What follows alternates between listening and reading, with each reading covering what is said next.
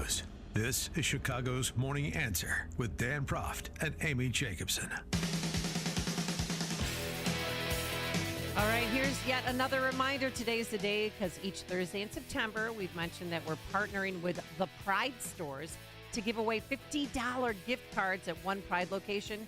Today, between 7 and 8 a.m. this morning, go to the Pride of Naperville. The Pride of Naperville, it's the corner of Ogden Avenue and Raymond Drive. So 1503 North Aurora Road in Naperville, but it's the corner of Ogden Avenue and Raymond Drive. We'll be giving away $50 gift cards between 7 and 8 o'clock this morning or while supplies last. Then next week, we'll do it all again next Thursday. So good luck. All right. Elon Musk. To me, he's a lot more complicated figure than some would like to believe. I think because he bought Twitter and because he has picked some of the right enemies, a lot of conservatives see him as, the Godot we've been waiting for, so to speak. But it's just more complicated than that. Take, for instance, his fight with ADL, the Anti-Defamation League. He is threatening a defamation suit against the ADL for orchestrating what he says is the orchestration of a boycott campaign that has halved Twitter, or X, as it's now called, X's revenue. He was recently on the All In podcast with other tech nerds and had this to say about that.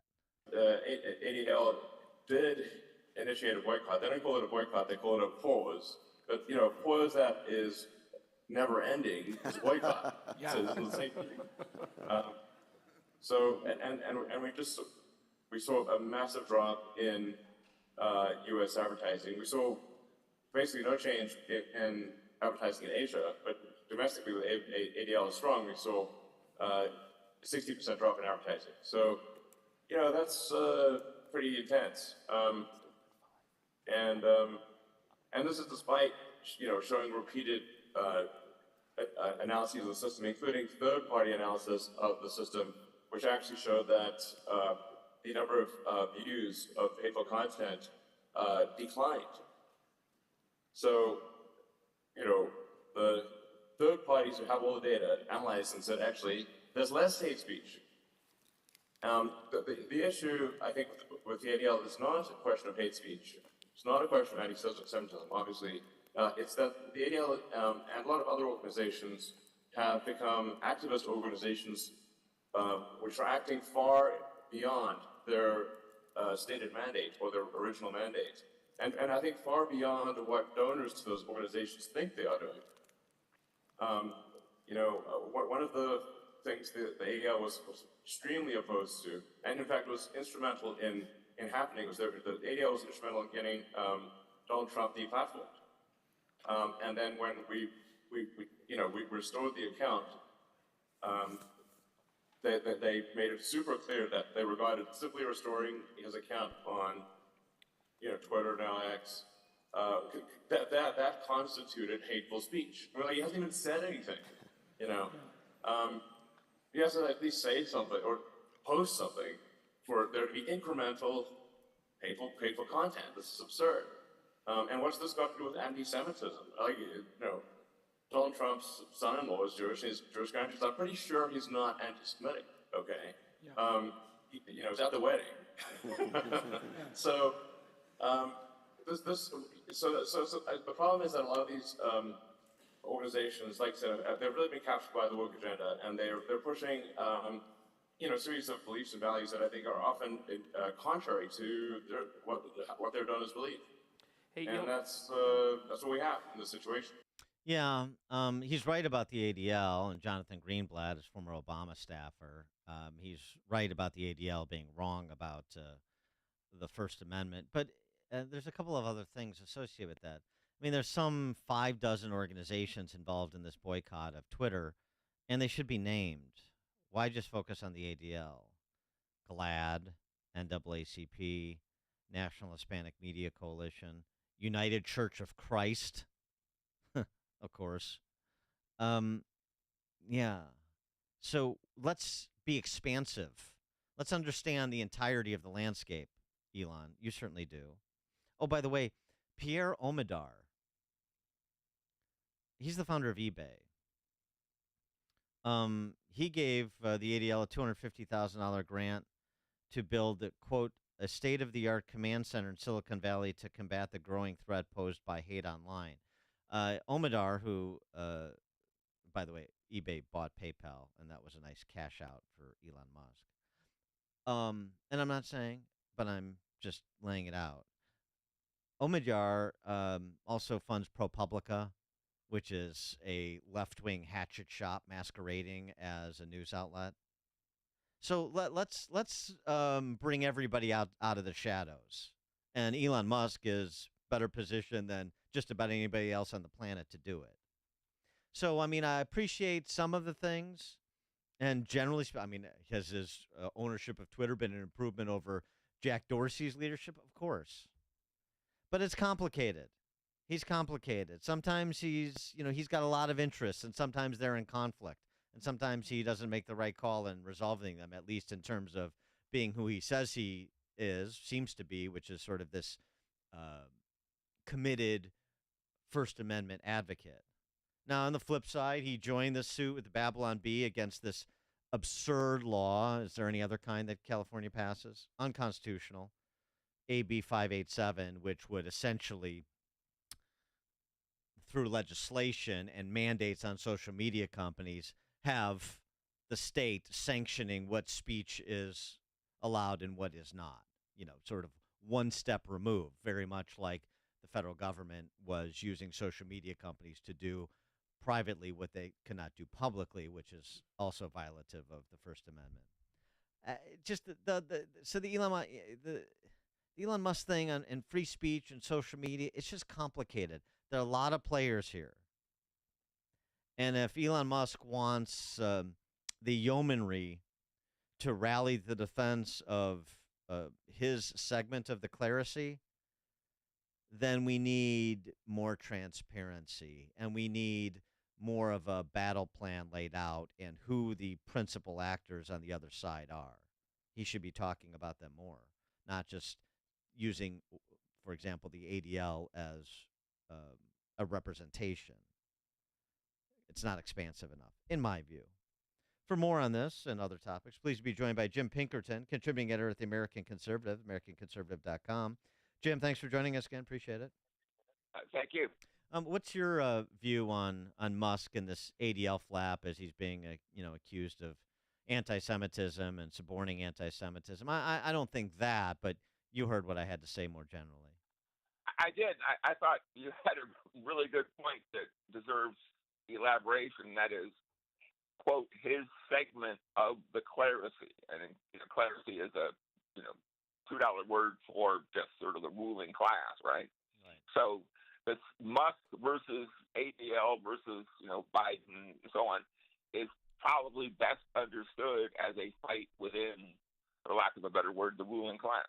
And you can sort of like Musk in many ways and admire the way he's done with Twitter and so on, but still realize, when he goes to China and says, I agree with the Chinese government, it's just a reminder that he's not exactly, speaking for the people of, Great Barrington. Yeah, exactly. And so, I mean, this goes in part to the point you made in a piece at AmericanConservative.com about being anti-woke is not enough, sort of waving the flag in opposition to the forces of the movement Marxists, not enough. Well, yes, I'm thanks for flagging that piece. And the point I made is that if the red states are, fulminating against Biden, which is a perfectly good thing to do, while the blue states are building AI, the blue states are going to end up winning. I mean, the AI is so profound and so powerful that if the technology and the current headquarters of OpenAI, which is the company that gave us ChatGPT, is San Francisco. Now, what does it tell you? That the city that conservatives kind of most love to hate is the actual citadel of this technology that's going to transform, the economy in the world in the next, 10 or 15, 5 or 10 years. I mean, I wrote the piece to sort of warn red states and and people in in blue states who think red. Look, you need to be a part of figuring this stuff out. Your kids need to go to learn how to do this kind of stuff, and there needs to be a red hub of AI in Texas or Florida or someplace, because if it's all run from California and Washington State, we're going to have trouble. And believing, go back to Musk, believing, that Musk or anybody else, any consortium of tech wizards can slow this down as they said, in a letter, open letter they penned, we need to slow AI down. We need to think about this more, so on and so forth. That's being Pollyannish. That's being Pollyannish to believe that that's going to happen. Right, and slow down. The one thing I guarantee is that slow down AI means something much different to Elon Musk than to you or me. And however he would interpret that, this issue of AI governance and who's going to manage it and so on. Who do you trust? And that's why I wrote a different piece for the American Conservative on, let's get the Constitution into this. Let's just remember that this issue of managing power, which is what the Constitution is all about, is exactly what preoccupied James Madison and the other framers 250 years ago. And they had a pretty good plan, and it very much behooves us to remember what they did and apply it to this new situation, which is exactly what they would want us to do. Well, how do you think AI should be handled? Well, I think, again, I mentioned the Constitution, but I'll give you a very specific instance. The Biden administration recently signed an agreement with the G7, which is the other, big economic powers of the world, on handling AI. Okay, that agreement should be considered a treaty. Okay, it's a deal with a foreign country or foreign countries plural. That's fine. There's nothing wrong with that. However, it's, as the Constitution will say, it's not just a matter for the executive branch to decide by itself. It needs the advice and consent of the Senate, which is to say, Article 2 needs Article 1. And so the Biden administration should take this AI deal with the G7 and the next AI agreements and put them before the Senate and have a debate and say, we're going to, this is a treaty and it takes 2/3 of the Senate to ratify it. That's a perfectly reasonable constitutional provision that most presidents obeyed over the last 230 years. And unfortunately, American presidents have sort of gotten out of the habit of going to Congress with it. President Obama, going back a few years, had a deal with Iran that he didn't put before the Senate, and also the climate change deal. Both of these were in 2015, and in both cases, he did not designate them as treaties, and therefore, the Congress and the American people were deprived of a full constitutional threshing out of the issues with climate change and Iran. Of course, the reason the Obama people didn't do it is they didn't think they'd get it through the Senate, and that is a signal that you're doing something wrong. If you're not following constitutional procedures, you're probably trying to trick the system somehow, and the American people shouldn't tolerate it. Although the only thing more frightening than Silicon Valley driving the development of AI is the federal government doing it. Well, that's the point. They're both scary. It's scary to think AI and the federal government should do it. So the best, and this is exactly what Madison would say, if you're dealing with two scary people or two scary entities, the best thing to do is let them cancel each other out. Yeah, right. Checks and balances. Jim Pinkerton, contributing editor at The American Conservative, theamericanconservative.com. Thanks as always, Jim. You bet. Thank you. And he joined us on our turnkey.pro answer line. This is Chicago's Morning Answer. Your show keeps me alive during the week. There's nobody I'd rather listen to between 5 and 9 in the morning than you guys. On AM 560, The Answer. Hi, this is Steve. I'm in Italy, away from my business. But I'm not worried about the office or my absence from it. I'm confident because I've got Turnkey on my side. They've helped me solve several problems for my business, so I can finally relax for a bit while I let the business work. Not only did Turnkey help with my